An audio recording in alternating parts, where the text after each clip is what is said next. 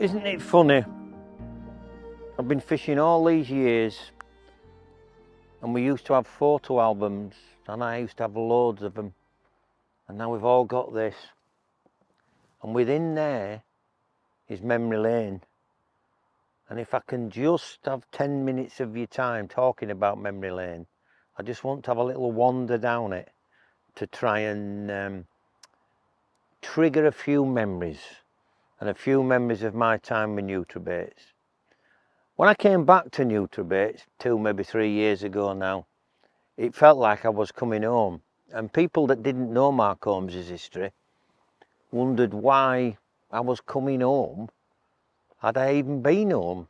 Well, let me tell you, as I'm going to explain now, I'd been with Nutrabaits for a long, long time, like most northern carp anglers, and dare I say it, even most carp anglers were, that started in the 70s and 80s, because Nutrabaits was probably the first company where I could get the ingredients and the bait that I wanted, that allowed me to fish a bait that I had confidence in and I knew what the ingredients were.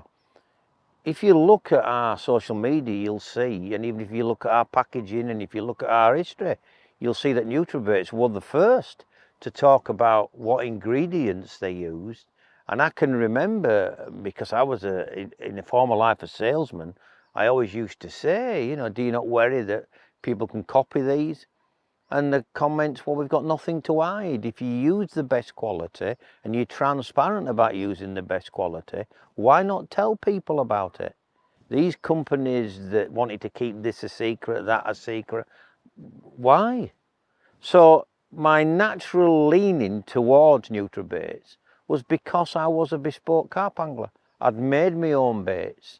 I'd gone all over the food industry and the agricultural industry and animal industry trying to find these ingredients, and suddenly what I was using was being used by Nutrabaits. So I would use the early Nutrabaits baits, and one of them that I used, and a little story I want to tell you about, as I've just been recalling, looking through the memory of photographs, and we'll see the cuttings of, you'll see screenshots of the fish that I'm talking about, was the time when I first used big fish mix with garlic on a campaign. And we're talking about a time frame now of nearly 30, well, let's have a look, is it nearly 40 years? So 1985, what's that?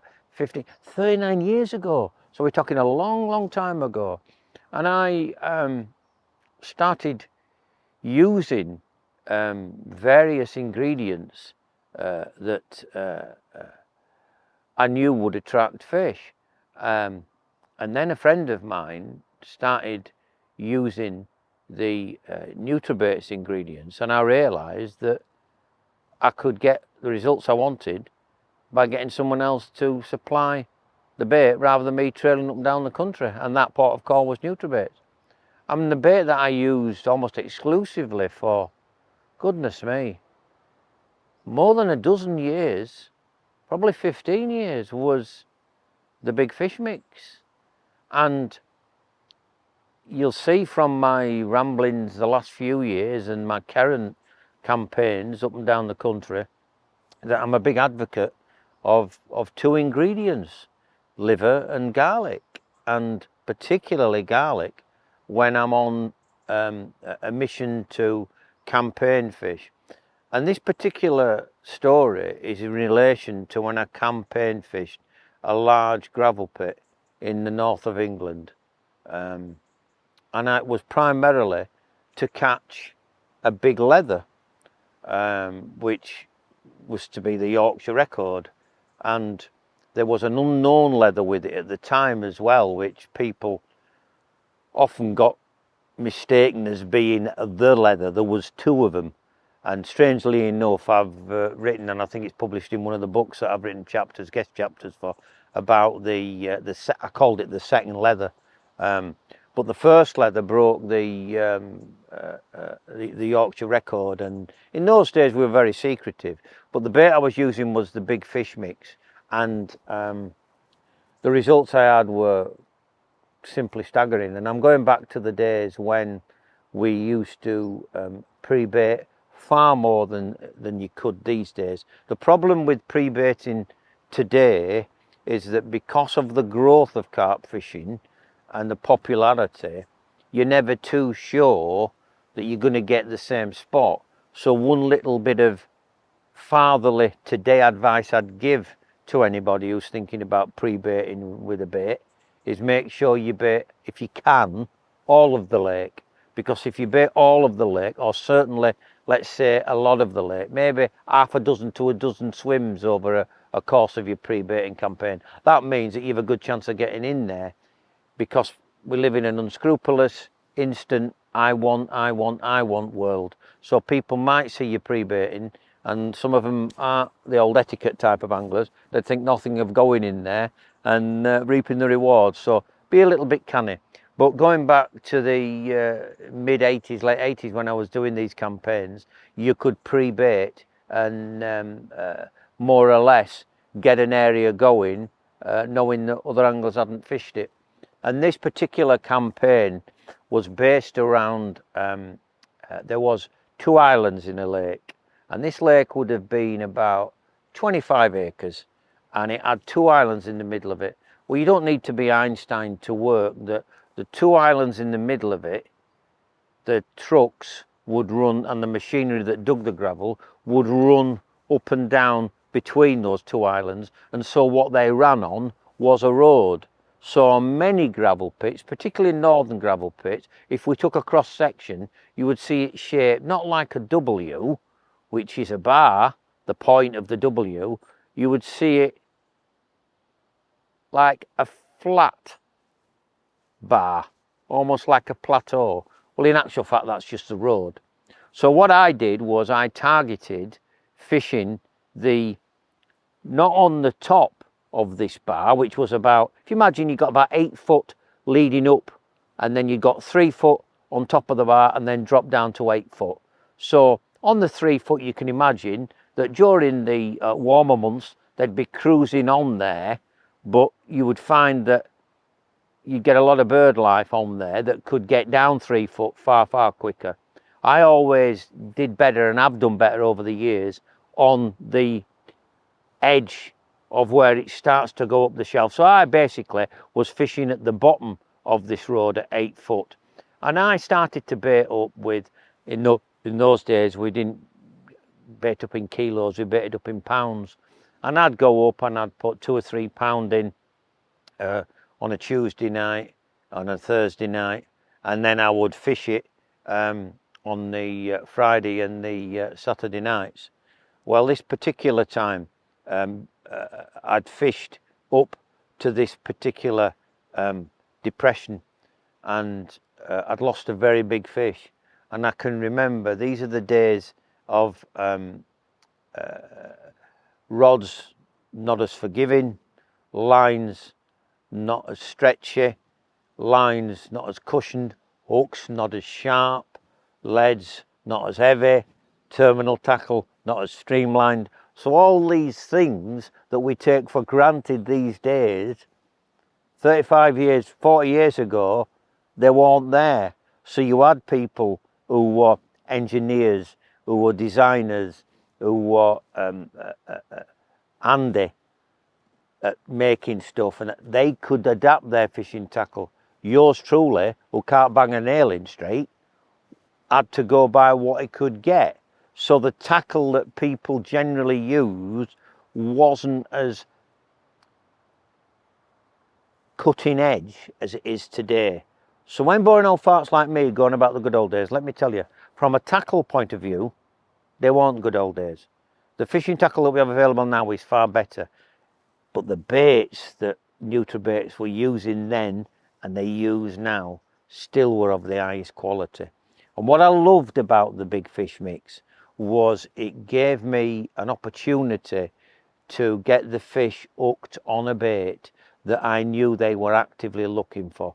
And I keep saying this to people about campaign fishing. When you campaign fish, you have to look at the wider scheme. Now, the thing about campaign fishing is that it lends itself to a particular target as opposed to short spurts, short times. And this is why I say to people these days, you have to be selective. Because carp now are so common and carp waters and the development of carp fisheries are so advanced, carp fishing now covers, I would say, 70% of angling needs. It wasn't the case when we're talking about me catching this big Yorkshire fish. It was a very much an oddball pastime. So you had not the amount of fish available to fish for. So campaign fishing in the late 80s was basically what everybody kind of did. This going down to Linear or going to Farlow's or going to Sandhurst or going to Bluebell or wherever, Trentview, Embryo, wherever, those sort of lakes didn't exist where you could go along and catch 6 or 7 fish in a 24-hour period, pack up and go home and meet the wife and kids. No, there's a lot of casualties for relationships, a lot of casualties with mental health, because a lot of the time you had to spend a lot of time on the water to catch the fish you wanted. Well, this was the case on the large gravel pit. But, and here's the big but, because I'd pre-baited, I was going to catch, I knew I was going to catch straight away. Now, to put some numbers on the door, I probably put in £80 worth of bait, not value, £80 in weight, £80 in weight of boilies before I cast a line. So when I started fishing it, I was getting action straight away. And what are the size of the fish we're talking about? I mean, we're talking about an era where a £20 carp was job done, you were floating home. It took me 7 years to catch a £20 carp in Yorkshire. I'm joking. That's how difficult it used to be. And so any £20 fish was a real red letter day if you caught one. Well, incredibly, my first fish out of the lake was £28. And we'll cut to it now. And it was a fish which went on to become a bit of a Yorkshire legend, called splitfin. And it was me and a good friend who nicknamed it splitfin. And one other thing as well is that we've named quite a few fish, and you'll see some of the pictures of the big paddle was another one that we named. So you'll see pictures of these fish. And again, they were from an era where we kept it quiet. It's only latterly, as I've been in the media, that some of these old memories come back, which is quite surprising really, because what gets thrown at me a lot is that, oh, he changes this a lot, he's moved here, moved there, moved there. Let me tell you, I was with Nutrabaits, as I said, for probably nearly 20, 50, at least 15 years before I moved on to another bait. And that was only because I didn't, the changes in the company, which have now been rectified, meant that there were certain things going on which I didn't agree with, and I wanted to move in a different direction. One of the things that you have to be sure of when you are campaign fishing is your bait. If you do the baiting side of the strategy correct, everything else is superfluous. And to put it in a category that you will understand, is if you get a carp feeding, they are easier to catch than if you get a carp inspecting. And I see so much these days where young lads and beginners coming into the sport get so preoccupied in nicking a bite. Every time a fish inspects the bait, they expect it to be hook. They're whittling pop-ups down to get them critically balanced and all this.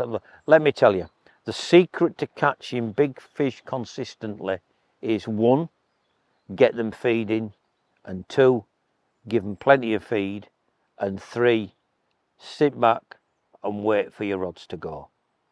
Now, those might seem very simplistic ideals, but trust me, that is at the core of campaign fishing, and that was at the core of what I did with the big fish mix.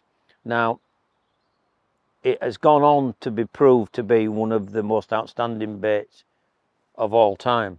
Well, it really was groundbreaking, in as much as it was probably, for me, it was the first time that I actually felt that it was a bait that improved the more you used it. And I have my own spin on that, and I've spoken about it at length, and I believe it's because of the specific milk proteins that are used in it. And if I might get a little bit technical with you now, the specific milk proteins contain opioids, and that's why when any mammal suckles its young, the young have to be weaned off the mother's milk. Well, it's not to be weaned off because it likes the milk, it's to be weaned off because of the opiates, and we all know the danger of opiates. So what I'm saying to you basically is that I believe that the use of milk proteins within bait actually is because carp become addicted to it, and they get such an energy out of it, and it's so good for them that they keep coming back for it. And I've proved it time and time again when I've gone on waters that have had an historic history of a particular water, and I've gone on with a different bait and had the same campaign mentality, and very quickly what you will find is you might not catch all the fish all at once, but over the course of a campaign, the good quality bait man will consistently catch the bigger fish. And if you are the sort of guy that wants to catch the big fish, that's what you'll get. And I can remember clearly when I caught the Yorkshire record from there, two guys were fishing with me, and I won't name them, and I won't name the baits that they were on, but they were on a well marketed bait, a well known bait, and I was on my big fish mix. And if I say that over the course of 6 weeks I probably caught 25 20s and a 31, and these lads had maybe a couple of fish, that puts into perspective how good the quality of the bait were. And on the end of that 6 weeks period, I can remember clearly I caught this brace of 30s, which for Yorkshire was enormous, and I kept it quiet. And I kept it quiet because that was the done thing in those days. But now when I look back at my time with the big fish mix, one thing which has stood the test of time is the attraction of it and the attractors you can use and replicate. What I would say to you is that within the Nutrabaits range, we do use milk proteins. They are a massive, massive factor in my choosing of big fish mix. Secondly, my own individual slant of using garlic, whether it's in a powdered form or it's in a liquid food form, or as we've done many times on these little reels, we've used it in hook baits, dedicated hook baits, where we've used an essential oil version of the garlic oil. The signal that garlic gives takes a little while to establish. There are other ingredients that are more instant, but I'll tell you this, there isn't an ingredient that has the same longevity of garlic, and that signal they will keep coming back for. And I can remember clearly when the two guys came running down when I caught the fish, because they got the binoculars. It was a days of binoculars, and they got the binoculars on me, and they could see it was a big fish, and they could see me struggling to get it back up onto the bank, and they came running down, and they both said to me, they said, "Holmes, we've never seen results like this on here. What are you doing?" And I just told them, I then told them, I said, it's all to do with the bait. And it was. And when I look back now, we're talking about my time on that specific gravel pit, but if I look at where I then went with big fish mix, I went down south. I went to Duncan Kay's water, did particularly well. down there. Had a time down at Elstow, did well there. Some waters around the A45 area of Northampton that are now famous waters, which weren't particularly famous then, which were classed as wild waters. Everywhere where I took that bait, I caught. And so it was with very much a fondness that I recall my time with the big fish mix. It has stood the test of time. It's been re-established back to its original format. And I think for me personally, when I look back at memory lane, I've got nothing but fondness that an old friend is still a good friend to many carp anglers. And so that's the end of my Trigga-Ing memories. One thing we're doing is we are putting it out there to you guys, out of the team that we've got, the comprehensive team that we've got. Who would you like to come now and talk about their memories and what triggers their memories from the Nutrabait team? Let us know and we'll see if we can get it done for you.